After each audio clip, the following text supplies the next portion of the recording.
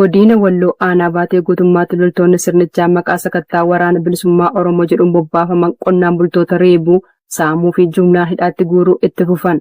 Jaalurjii Oromoo dabalata qabdi. Godina Walloo aanaa baatee keessatti hidhattoonni sirnichaa maqaa sakattaa woboo jechuun aanicha guutummaa keessatti bobbaafamaniin ajjeechaa, reebicha, buqqaatii, saamicha qabeenyaa fi hidhaan jumlaa irra deddeebiin hawaasa nagaa irratti raawwatamaa turu.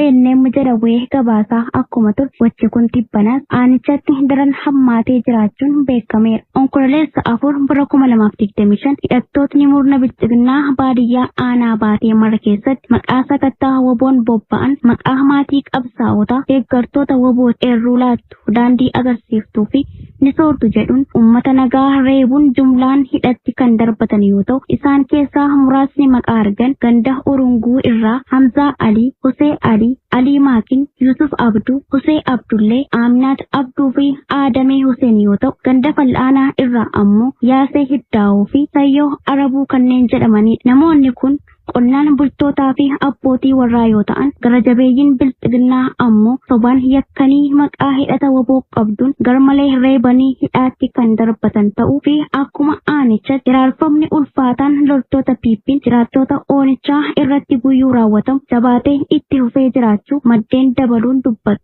Godina Arsii Ba'aa aanaa Martii keessatti loltoonni bilchiginaa namoota 4 mana hidhaarraa baasuun 2 ajjeesuun 2 achi buutee dhabamsiisuun dhaga'ame.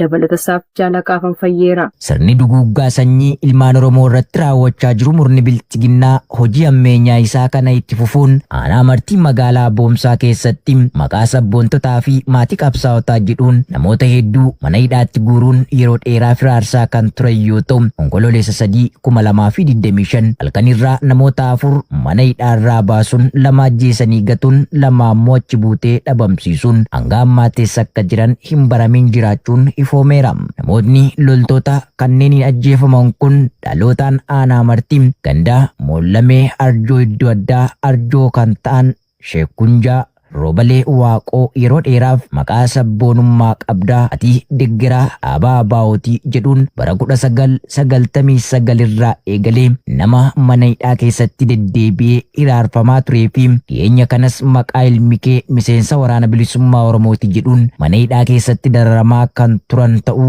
gabaasaa turuun keenya ni beekama. Sheekunjaan Roobalee nama sabboonummaa qabuu fi ejjennoo jabaa qabu yeroo garaagaraatti nama dandeettii aartii qabuun akka nashiidaa amantaa musliimaa faarsu fakkeessuun sirboota warraaqsaa hedduu hojjetaa kan ture akkasumas walaloo garaagaraatiin saba isaa dammaqsuuf nama yaalaa ture yoo ta'u dhiyeenya kana maqaa ilmi keetu miseensa waraana bilisummaa Oromooti jedhuun hidhuun mana hidhaa keessatti dararaa turuun dhumarraa kan ajjeesan yoo ta'u onkololeessa 3/2025 halkan mana hidhaarraa baasuun ajjeesanii reeffa isaa nama kaasu eegnaa jedhanii maatii irratti eegaa turuun maatii dhowwatanii ofii isaaniitii doozeriidhaan awwaaluu jiraattonni irraa biyyoolessa Oromiyaatti himan. Akkasumas dhalataa magaalaa Boomsaa gandaa Kabiroo Oromoo iddoo addaa Goobaajimaa kan ta'e nama maqaan isaa Abdurmaan Sheek Hassan jedhamu nama caasaa isaanii ture isaan waliin hojjechuu didee waan hojii gadi lakkiseef qabanii hidhuun mana hidhaa keessatti ergii hiraarsaa turanii booda guyyoodhuma sana onkololeessa 3/2025 halkan namoota kana wajjin mana hidhaarraa baasuun ajjeesanii reeffa maatii dhowwachuun Sheekunjaa Roobalee wajjin bakka tokkotti awwaalanii jiraachuu jiraattonni dabalataan ifoomsaniiru. Lixa Shaggar aanaa Wancii keessatti waraanni Impaayaratti nama nagaa tokko haala suukkanneessaa iyyuu ajjeesan namoota hedduu ammoo mana hidhaatti guuruun himame. Jaalwabii biyyaa dabalata qaba. Lubbuu namoota nagaa karaa dabaatiin galaafachuun qaxooftaa waraanaatti kan ilaalu waraanni maafiyaa bilchiginnaa godina Lixa Shaggar aanaa Wancii keessatti onkololeessa 2/2025 nama maqaan isaa Balaayii Toleeraa jedhamu mana isaatii qabuudhaan badii tokko malee rasaasa 5 itti roobsuun ajjeesanii gatuu maddeen ONM'tti himaniiru. Namni kun nama fuudhee maatii qabuu fi dhalataa aanaa Wancii gandaa rooba sakaa yoo ta'u jireenya dhuunfaasaa geggeeffachuuf jecha gara magaalaa Wallisootti galee jiraachaa kan turee fi tasumaayyuu hojii isaatiin alaa hirmaannaa siyaasaa maqaa dhaaba kamiyyuu kan hin qabne guyyoota 3 fidhanii nyaata dhorkuun haala suukanneessaa ta'een kan ajjeesanii gatan ta'uu namoonni itti dhiyeenyaan beekan arraata biyyoolessa Oromiyaatti himaniiru. Haaluma kanaan itti fufuun lukkeeleen bilchiginaa onkoloolessa 2025 aanaa wancii ganda diimtuu godeettii keessaa hawaasa nagaa hedduu badii tokko malee mana hidhaatti guuraa kan jiran yoo ta'u isaan keessaa kanneen ammaaf maqaan isaanii dhugee Shifarraa Shallamaa, Kabbadaa Bulloo fi Gaashawuu Taaddasaa kanneen jedhaman ta'uun beekameera. Akka maddeen himanitti namoonni kunneen badii qabaatan osoo hin taane sababa oromummaa isaanii qofaaf gochi dabaa kun irratti raawwatamuu himuun gandoota kanneen akka Arooba Saqaa, Kurfoo Guutee fi kan kana fakkaatan keessattis hidhaan hawaasa nagaa irratti geggeeffamu jabaatee itti fufee jiraachuu addeessaniiru. Murni impaayera Botottoo jiguuf raafamarra jirtu utubuuf jecha gochaawwan ammeenyaa uummata meeshaa maleeyyii irratti raawwachuu aadeffannaa taasifatanii jiran ergamtoonni Koloneel Abiyyi Ahmad guutummaa Oromiyaa keessatti dabni isaan uummata Oromoo irratti raawwachaa jiran waan himamee dhumuu akka hin taanes beekamaadha. Godina Jimmaa magaalaa Aggaarotti jaleewwan bilchiginnaa hawaasa saamuu fi gowwoomsuu itti fufan. Dabalatasaaf jaalseenaa qabsoo.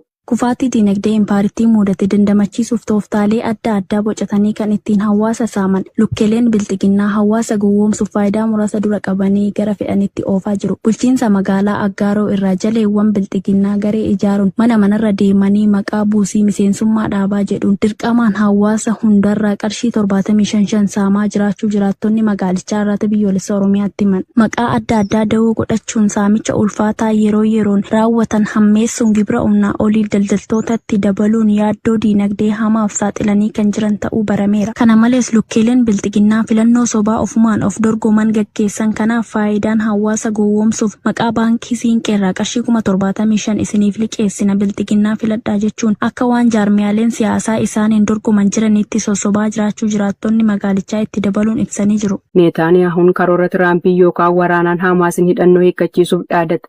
Jaal yaadannoo Oromiyaa dabalata qaba. Ministeerri muummee Israa'el Beniyaamin Neetaaniyaahuun sanbata kaleessaa karoora nagaa pireezidaantiin Ameerikaa Doonaald Tiraamp yaada dhiyeessaniin yookaan karaa waraanaatiin Hamaasiin hidhannoo hiikkachiisuuf dhaadataniiru. Hamaas meeshaa waraanaa ni hiikkata. Karaa dippiloomasii karaa karoora Tiraamp yookaan waraanaan ni ta'a jechuun Neetaaniyaahuun ibsa televezyiiniin kennaniin dubbataniiru.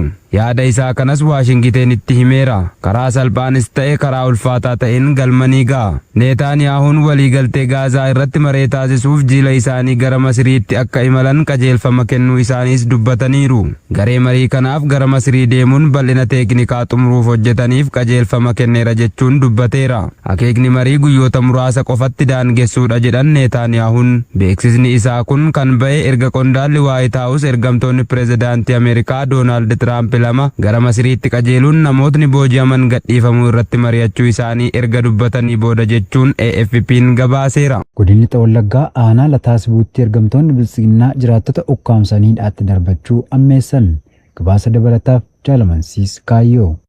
Godina Lixa Wallaggaa aanaa Lataasibuu ganda Somboo sadan giittan keessa onkoloolessa 4,2025 sirna dhableeyyiin waraana maafiyaa PP jiraattota maqaan isaanii dargaggoo Taarikoo Girmaa, dargaggoo Ayyaana Margaa fi shamarree Ayyaantuu Darajee jedhaman badii tokko malee reebicha ulfaataa qaama laalessu erga irratti raawwatanii booda ukkaamsanii deemuun hidhaatti darbatanii jiraachuu maddeen arraata biyyoolessa Oromiyaatti himanii jiru. Akka maddeen himanitti ijoolleen sadan kunneen siyaasa kam keessa kan hin jirre ta'uu himuun jaleewwan sirnichaa garuu sababa waraana bilisummaa Oromoo deeggartu jedhu itti maxxansuun hidhanii jiraachuu dubbatu. Ergamtoonni bilchiginnaa jibbiinsa sanyummaa uummata Oromoof qaban ifatti mul'isuun kutaalee impaayeraatti cufa keessaa saboota kan biroo irraa addatti sabboontota ilmaan Oromoo irratti xiyyeeffatanii adamsuun sarbaminsa mirga namummaa irratti raawwachaa kan jiran ta'uun ni beekama. Godina Walloo magaalaa Kamiseetti aangaa'onni bilchiginnaa ilmaan Oromoon lafa siniif kennina jedhanii qarshii harkaa fudhachuun laficha yoo dhorkotan dhalattoota sabaan Amaaraa ta'an warra daldaltootaaf ammoo lafa kennanii isaanis mana irratti ijaarrachaa jiraachuun dhaga'ame. Caalsa baafan waggaarii waan qindeeffate qaba.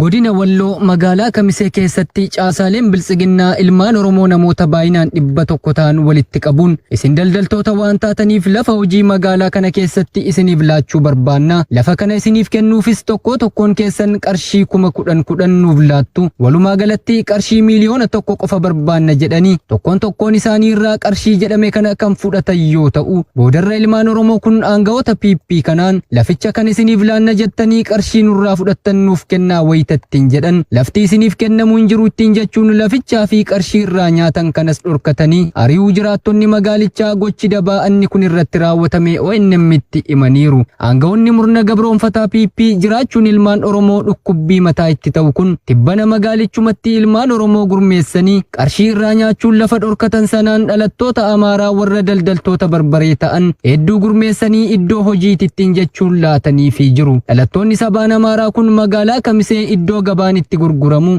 lafa ilmaan Oromoo dhorkataman sana irratti mana ijaarrachaa jiraachuun ifoomeera. Caasaaleen murnamaa fi PP gocha kana magaalichatti raawwatanis bulchaa godinaa dabalatee hanga sadarkaa bulchitoota magaalichaa fi hojjettoota PP magaalaa Kamisee hojii annaa kana keessaa qooda olaanaa qabaachuun isaanii eerameera. Godina Horroo Guduruu Wallaggaa aanaa Horrootti loltoonni farra riphee lolaa Biltsiginnaa 3 waraana bilisummaa Oromootti harka kennatan. Guutuu gabaasa kanaaf Jaalchiksaa Sirnaa.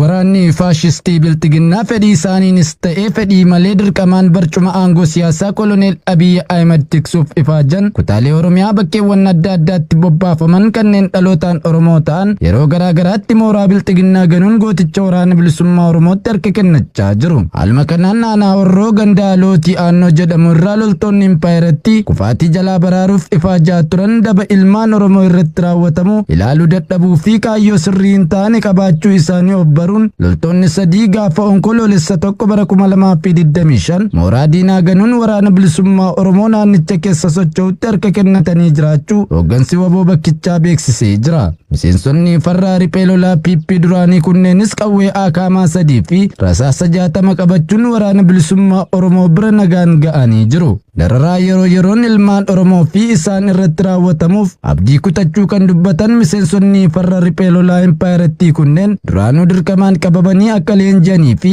mootummaa yeroo ammaa kana ammoo addatti ija shakkiin waan isaan ilaaluuf mooraa sana keessa ta'anii hawaasa dararuu irraa qabsoo bilisummaa Oromoo tumsuu kan barbaadan ta'uu miseensonni impaayeratti kunneen waraana bilisummaa Oromootti harka kennatan himanii jiru. Miseensonni farra riphee lolaa impaayeratti kunneen simannaa ho'aa fi kunuunsa waraanni bilisummaa Oromoo isaaniif taasisetti hedduu gammaduun loltoonni mooraa sirnichaa keessatti hafanii impaayeratti utubuuf ifaajan qawwee fi hidhannoo isaanii qabachuun gara qabsoo saba isaanii waraana bilisummaa Oromoon durfamuutti dhufanii akka dabalaman dhaamaniis jiru. Iluu Abbaa Booraa aanaa Billoonophaa keessatti jaleewwan Biltsiginnaa hawaasa nagaa irratti manneen jireenyaa gubuu fi hidhaatti guuruu cimsanii itti fufan. Caalfalmataa Lammii dabalata qaba. Godina Iluu Abbaa Booraa aanaa Billoonophaa ganda Maruu Caggee jedhamu keessaa waraanni faashistii Abiyyi Ahmed onkoloolessa 2025 sababa waraana bilisummaa Oromoo deeggartu jedhuun namoota hedduu jalaa manneen jireenyaa isaanii qabeenya hunda waliin ibiddatti shidanii barbadeessuun gariin ammoo saamanii deemuu jiraattonni dubbisne tokko tokko irraata biyyoolessa Oromiyaatti himanii jiru. Jiraattota gandichaa haala kanaan qe'ee fi qabeenyi isaanii jalaa barbadaa'e keessaa kanneen maqaan nu ga'e obbo Hussein Said abbaa daa'ima 3, obbo Fantaa Geeta'uun abbaa daa'ima 2, obbo Mustafaa Geeta'uun abbaa daa'ima 1 ta'uun eeramee jira. Kana malees ganduma Maruu Caggee garee Kombichaa jedhamu irraas guyyaama kana dargaggoota maqaan isaanii Mubaarik Jamaal, Mudassir Jamaalii fi Naasir Taamiruu kanneen jedhaman ammoo badii seeraa tokko malee ukkaamsuun hidhaatti darbatanii raarsaa jiraachuu maddeen itti dabaluun eeranii jiru. Loltoonni Alshabaab aleellaa maneedhaa Moqaadishoo irratti raawwataniin ajjeechaa raawwachuu Somaaliyaan mirkaneessite. Gabaasa qindaa'eef Jaalbooree Addunyaa.